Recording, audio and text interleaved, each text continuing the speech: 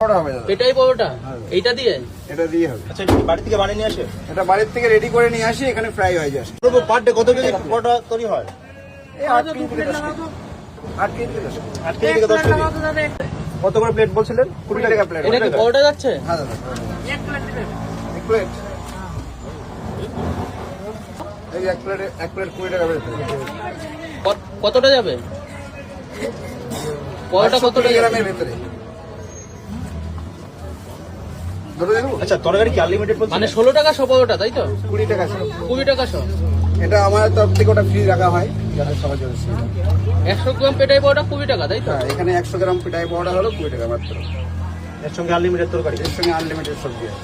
সাথে কি থাকবে? কাঁচা লঙ্কা? ঘুগনি, আলু, মটর, কাঁচা লঙ্কা আছে, কাসন্দি সস আছে, ব্রেড লবণ আছে, বলছিলেন? কাসন্দি সস আছে। আচ্ছা 1 টাকাটা কি পাওয়া যায় পরোটা? ওটা ফার্স্ট মর্নিং টাইম। নাম কি দাদা? পিঠাই পাউডার ফার্স্ট মর্নিং মৌনি কাস্টমারের জন্য এক প্লেট, 1 টাকা প্লেট। মাত্র 1 টাকা। এটা কখন পাওয়া যাবে?